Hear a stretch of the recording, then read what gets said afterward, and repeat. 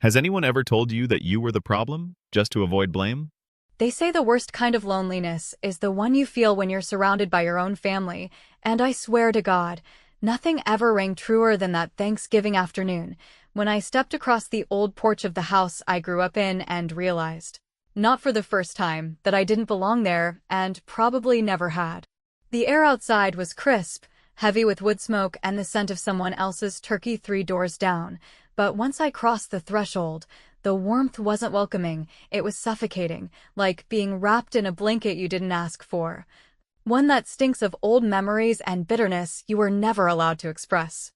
My mother greeted me with that polite, overly tight smile she'd perfected over the years, the kind she always saved for guests or nosy church friends, not for her daughter, not for me, and especially not today.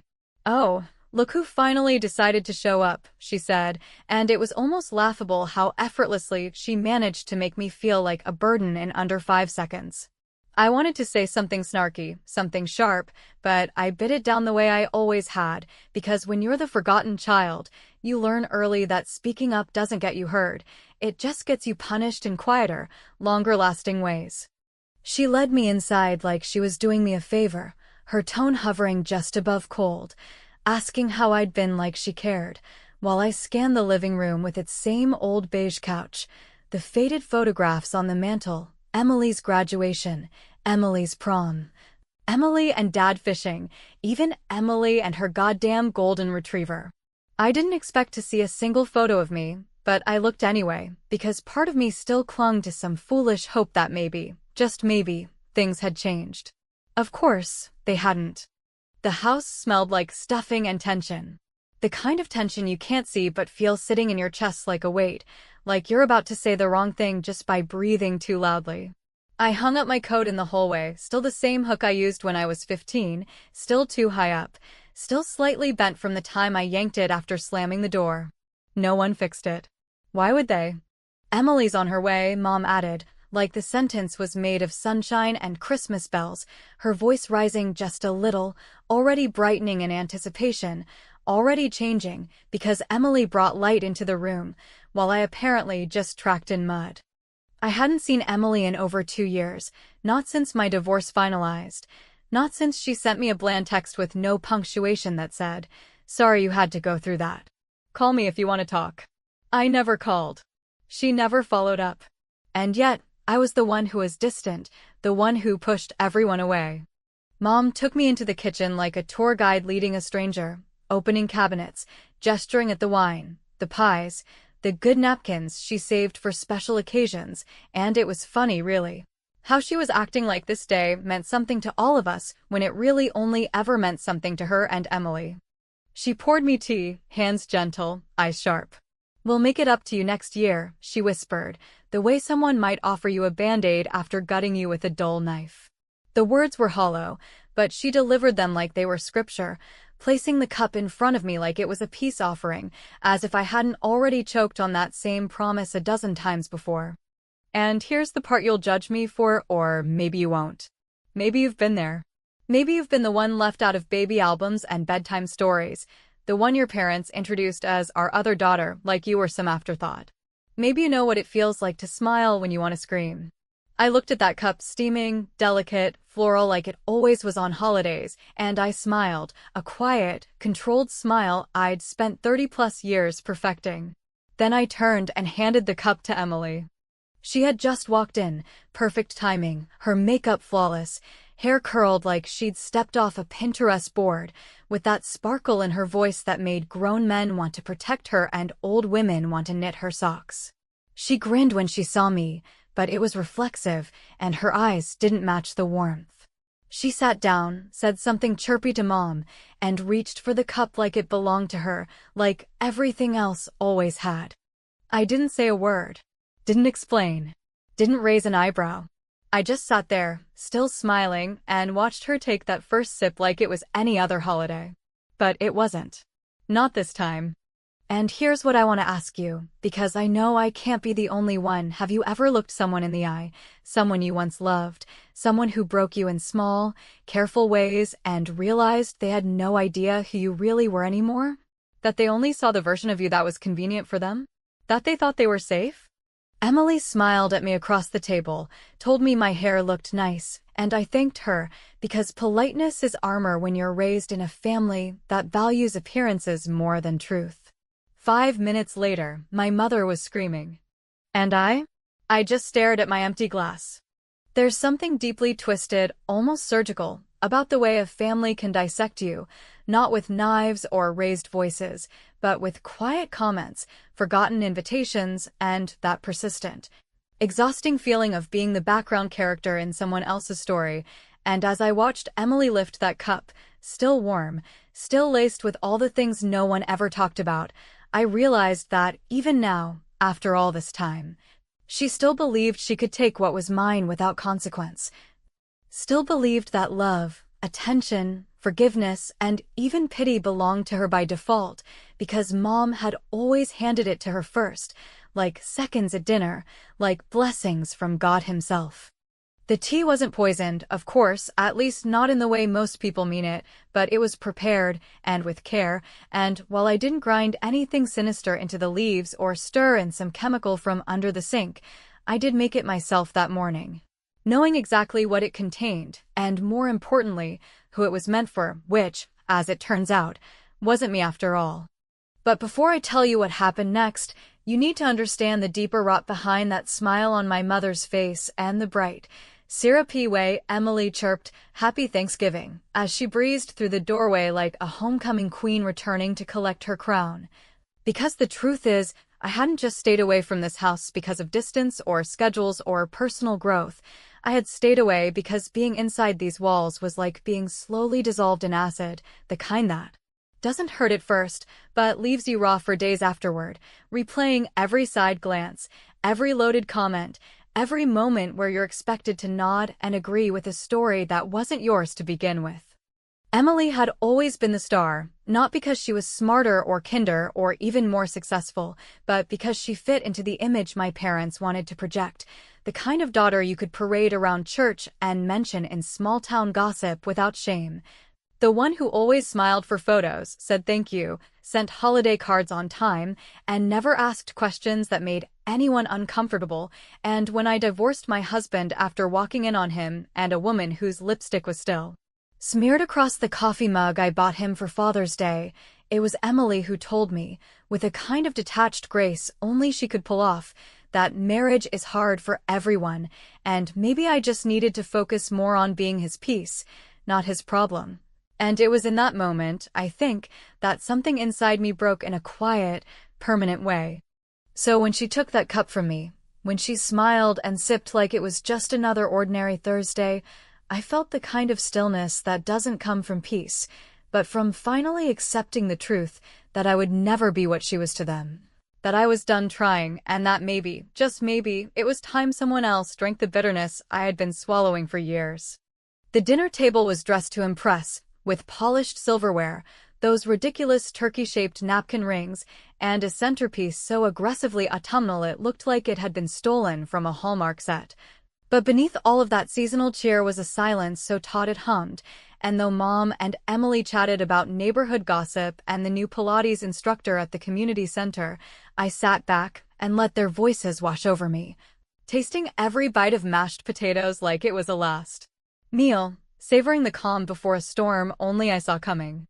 And still, I gave them chances, small ones, subtle ones, openings they could have taken if they had wanted to know me, to really know me, not the version they whispered about when they thought I wasn't listening, not the emotional one, the difficult one, the selfish daughter who never came home because she couldn't handle responsibility, and when I asked, just once, how Dad was doing, how his health had been since the last scare, Mom waved me off with a bored shrug and said, "Ask your sister, she keeps better track of those things," like I wasn't even part of this family, like I had forfeited my right to care by not being as convenient. That's the thing though, isn't it? Families don't always break with explosions or screaming matches or dramatic confrontations in the driveway. Most of the time, they just slowly stop seeing you, stop including you, until one day you realize you've become a guest in your own bloodline, smiling politely and bringing pie to people who wouldn't notice if you disappeared entirely. And so, as Emily talked about her latest conference, something to do with nutrition and gut health and some podcast, she was now co-hosting with a woman named Candace, who apparently owned 4 juice bars in Oregon. I studied her face, watched the way her smile tightened slightly after the second sip, the way her fingers tapped the side of the mug like she was suddenly less sure of her place in the room, and I waited, not out of malice, but out of necessity, because I needed to know that for once, just once, the words I said, the truth I knew, would no longer be dismissed like bad lighting in a family photo. There was a shift, subtle, nearly imperceptible, as Emily blinked hard, set the cup down too fast, and cleared her throat in that anxious way people do when something is trying to crawl its way out of them, not physically, but emotionally. Like her mouth had finally stopped obeying the script and was ready to spill the kind of truth we weren't raised to handle. And as I leaned back, folding my hands on my lap like the good daughter I was never allowed to be, I looked straight at her, not smiling now, not cold either, just waiting. Because deep down, I think she always knew the day would come when pretending wouldn't be enough. And that day had just begun. What she said next didn't just cut through the room like a blade, it detonated something. But that comes after. For now, I'll tell you this. The cup was in her hands, not mine. And that made all the difference. For exactly 5 minutes, the room clung to the illusion of peace the way a dying man might hold onto breath, with desperation, denial, and the kind of wild-eyed commitment only the truly deluded can maintain. And in those 5 minutes, as Emily sat across from me, slowly turning the porcelain cup in her hands like it held something more significant than lukewarm tea, I watched her with a gaze that must have looked serene to everyone else at the table, though inside me, there was a still, burning wreckage of 30-some years' worth of buried fury, of choked-back questions and laughter that never reached my eyes, of memories dismissed and needs ignored so often they eventually stopped even being spoken aloud. The tea, or more accurately, the concoction I had chosen to steep in that dainty floral cup my mother always reserved for me on holidays, as if good china could somehow disguise decades of emotional neglect, was not poison. Not in the way that word would conjure up in most people's minds.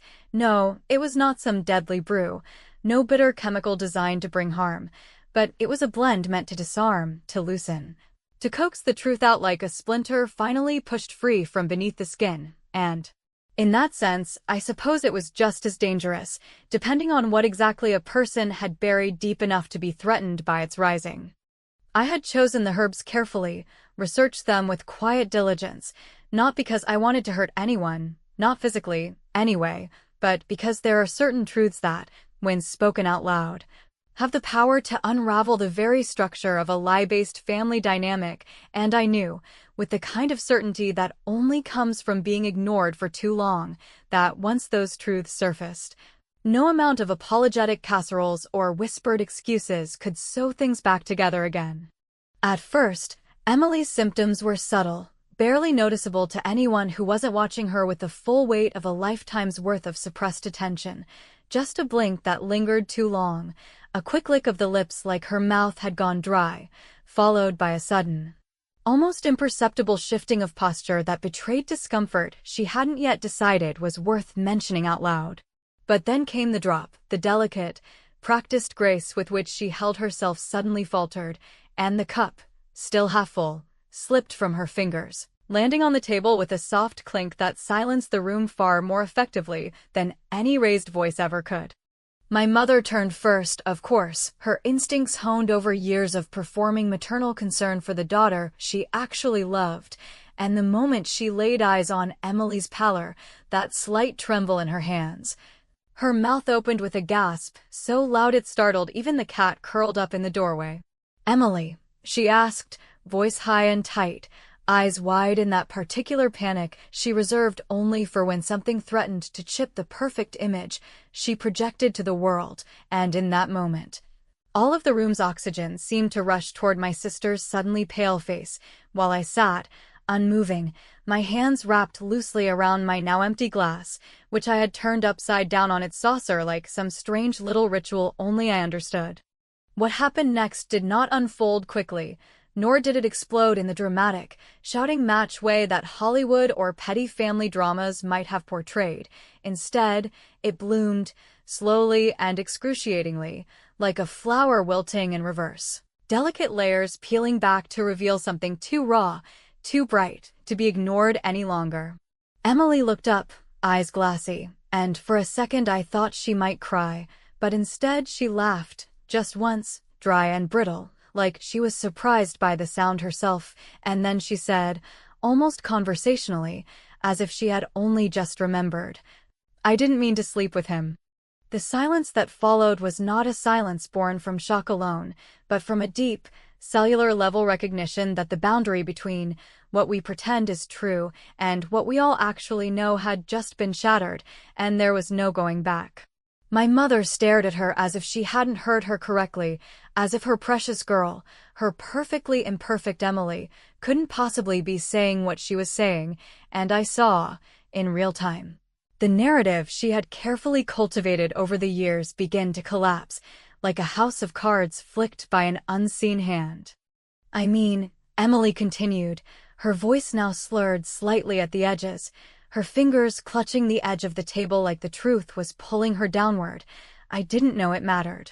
You were always so hard to love. I thought maybe you'd already figured out he wasn't really into you anymore."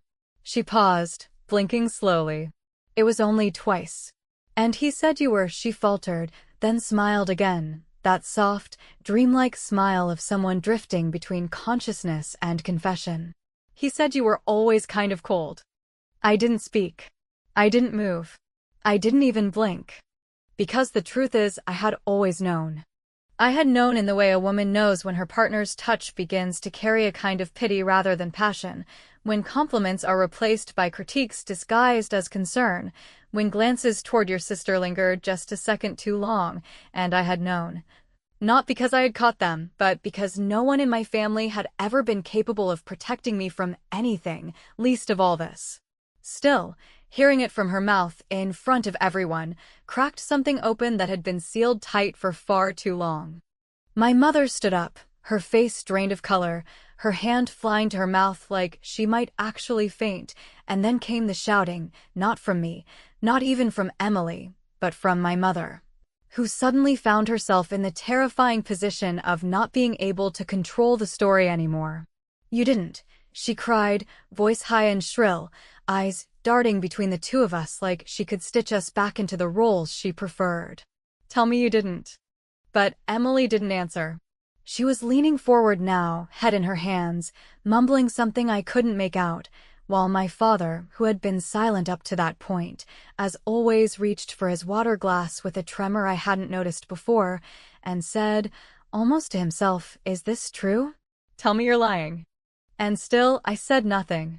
Because there are moments where silence is louder than any scream, and in that silence, a new truth was being born, not the one they had built around Emily's golden halo and my invisible outline, but one where their chosen daughter sat at the table unraveling, and I watched it happen with a kind of peace I never expected to feel. Because what comes around doesn't always come in fire and fury. Sometimes it arrives in a cup. And sometimes you just have to know when to pass it along. There is a strange kind of quiet that follows a truth too large to be digested in one sitting, not the peaceful sort of silence people chase in meditation or morning walks, but the dense, suffocating variety that settles into the cracks between people like dust in an abandoned house, filling every breath with the weight of something too real to ignore and too raw to speak out loud. And as I sat at that table, surrounded by the broken remnants of a meal that now felt grotesquely ceremonial, I understood, with absolute clarity, that we had crossed a threshold we could never uncross, and that from this point forward, every word, every glance, every Sunday phone call or Christmas card would be stitched together with the invisible thread of this moment. This unraveling, that no one, not even my mother, could tape back together into a photo-friendly illusion. Emily had gone quiet, her head bowed low in a posture that looked like shame, but, knowing her, might have just been exhaustion or the slow-burning aftermath of the tea working its way out of her bloodstream, and, while I sat motionless, still as a painting, my mind was anything but calm. It was alive, electric, racing not from guilt or second thoughts, but from the strange, unfamiliar calm of vindication, the kind that doesn't come with gloating or satisfaction, but with the simple, quiet relief of being seen for the first time after years of being conveniently invisible to the people who should have loved you best. My mother, however, did not sit. She did not retreat. She did not even breathe properly, at least not in a way that signaled composure, because the woman standing at the edge of the table, clutching the back of her chair like it was the only thing keeping her upright, was not the composed matriarch of small-town social circles or the tirelessly smiling woman who baked pies for church fundraisers with matching potholders. She was a woman who had just watched the scaffolding of her family mythology collapse in slow motion. And the only thing she could do was reach for the nearest lie to hold onto as if it were a life raft. "I don't believe it," she muttered, shaking her head slowly, not even looking at me, because to acknowledge me now would require confronting the fact that everything she'd spent years insisting was my fault might not have been, that maybe, just maybe, I hadn't been the one poisoning the well, and instead had just been the one drowning in it all along. "She didn't mean it," she added quickly, her voice sharp now, rehearsed and maternal, defensive in the way only mothers of golden children can be. "She's not well, she's under stress." She didn't know what she was saying. I turned to look at her, and though my face remained composed, I knew something in my eyes had changed, because for the first time, I didn't care if she believed it or not. Didn't care if she clung to the fantasy where Emily was the victim and I was the emotionally volatile failure who left home too soon, married badly, and held grudges like hobbies. I had stopped needing her belief the moment I watched Emily speak the truth aloud. And no amount of backpedaling would erase the sound of those words once they were out in the open, exposed and undeniable. My father, to his credit or his shame, I still haven't decided which, remained quiet, his brow furrowed in confusion more than outrage, as though he were slowly trying to rewrite his own memory in real time. Searching through the drawers of his mind for signs he might have missed, hoping to find a version of the past where none of this had happened, and as I watched him retreat inward, I realized he wasn't just the man who had stood silently by as my mother raised Emily on a pedestal and forgot I existed. He was also the man who had quietly accepted that forgetting me was easier than facing the fact that he had let it happen. "It wasn't her fault," Mom said again, her voice rising now, a tremor of desperation creeping in around the edges. "You pushed him away, you always did. You made things hard, you were so closed off, so cold. You never let anyone love you, not really. You think I didn't see it? You think I didn't notice how hard he tried, how exhausted he was trying to love someone who wouldn't let him in?"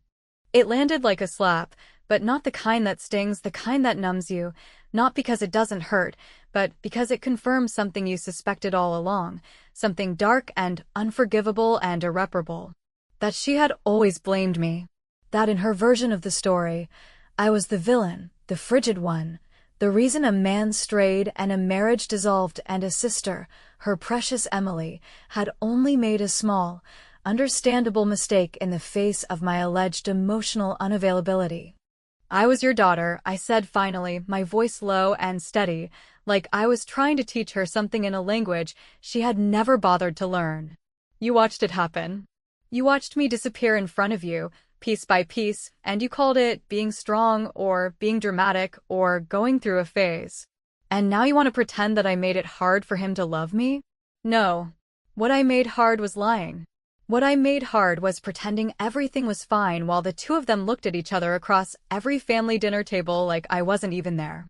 She didn't respond, not because she had nothing to say, but because for the first time, she knew that her words wouldn't land where they used to, wouldn't settle into me like hooks the way they once did, and without that control, without that leverage. She was just a woman standing in a room full of wreckage she helped build, pretending it was all someone else's fault. Emily still hadn't spoken.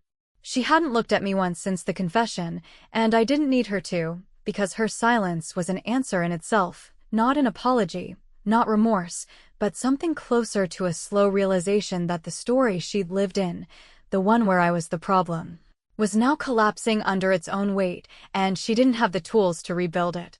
There are moments in life where you don't win, not exactly, but you stop losing, and that moment, that breathless stretch of silence where no one reached for me, no one offered a tissue or a sorry or even a seat at the table, was mine.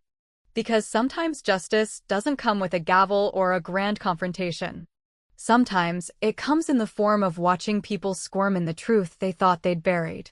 And sometimes it's enough to just sit still while everything they tried to build on your silence finally caves in.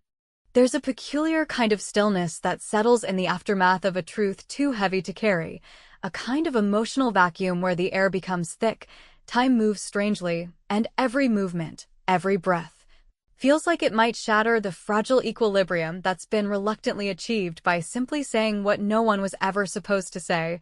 And as I stood at the kitchen sink rinsing out the cup, the same delicate teacup that had once symbolized my forced participation in a family charade built on silence and subtle cruelty, I realized that this was the first time in my adult life that I had felt completely unburdened in this house, not because they had finally understood me or extended some long overdue olive branch, but because, in tearing down their fiction, I had finally stepped out of it myself, leaving behind the hollow version of me they had created and expected me to play forever. The house, which had always felt too small for the emotions it pretended not to contain, had gone almost eerily quiet, not the comforting quiet of peace, but the wary hush that follows a storm. When everything's still standing, but you know deep in your bones that nothing will ever be the same again, and as I placed the now clean cup upside down in the drying rack, I allowed myself a moment to observe it not as a vessel of ritual or revenge, but simply as a symbol, one that had finally fulfilled its purpose and could now be put away without ceremony. Behind me, I could hear my mother sobbing quietly in the living room, not the violent, dramatic sobs of someone processing grief, but the quieter, more defeated kind. The ones that come when a carefully curated narrative begins to crumble, and there's no one left to blame except yourself and the truths you ignored until they could no longer be avoided. Emily hadn't said another word since her admission. She had simply curled into herself on the couch, legs tucked under her, face pale and distant, as if speaking the truth had taken something from her she didn't know how to get back.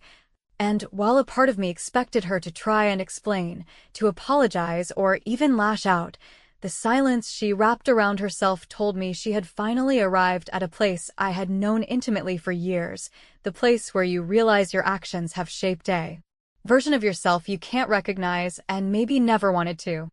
I didn't go to her, didn't comfort her, didn't ask if she was okay, not out of cruelty, but because I had finally stopped making excuses for people who never offered me the same courtesy, and while I knew forgiveness might one day be possible, it wasn't owed, and it certainly wasn't something that needed to happen today just because the room was too uncomfortable for anything else.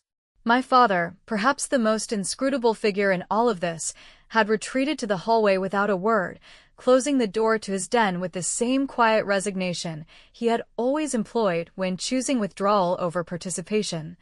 And for a brief moment, I felt the urge to follow him, to demand he finally choose a side, finally speak, finally act, but that moment passed, not because I didn't care anymore, but because I finally recognized that some men are built to avoid truth away. Others avoid conflict, and no amount of rage or pleading would ever make him into the father I once hoped he might become. So instead, I took my coat from the same bent hook in the hallway where I had hung it hours earlier, the metal still crooked from some long-forgotten fight in my teenage years, and I walked slowly through the front door without looking back, stepping into the cold afternoon light with a clarity I hadn't expected but welcomed all the same. The world outside, indifferent and vast, felt like a place I could belong to in a way that no room inside that house ever had, and though I didn't know where I was going exactly, I knew it would be forward, away from the weight of other people's versions of me, away from the ghosts of a family that only existed in framed photographs and half-remembered stories told at dinners where I had always been present but never truly included. I drove for nearly an hour before stopping at a quiet park on the edge of town, the kind of place where parents push swings and old men feed birds and teenagers smoke behind tree trunks thinking no one sees them, and I sat on a bench overlooking a half-frozen pond, watching as the sun began its slow descent behind a row of bare trees. I didn't cry. I didn't rage. I didn't even think about what came next. I just sat there with my hands in my lap and my coat zipped up to my chin, feeling the cool air sting my cheeks and realizing, with some surprise, that I no longer felt hollow, not empty, not full, just neutral. Like I had finally reached a place where I could begin again, not because someone had welcomed me back, but because I had reclaimed the right to belong to myself. People always ask, not directly, but in those roundabout ways polite folks try to get at gossip, if I regret it, if I feel guilty about what happened, if I would take it back if I could. And I always answer the same way. I didn't pour anything into that cup. I just stopped protecting them from what was already there. I didn't poison anyone. I didn't hurt anyone. All I did was shift the cup across the table and let nature, or maybe just truth, take its course. Because eventually, no matter how carefully you manage your secrets, they find their way to the surface. And when they do, it's never quiet, never convenient, never clean. But sometimes, if you're lucky, it's enough to just watch the chaos unfold, with your hands clean, your glass empty, and the knowledge that, for once, you are finally heard, not because you raised your voice, but because you stopped pretending you didn't have one.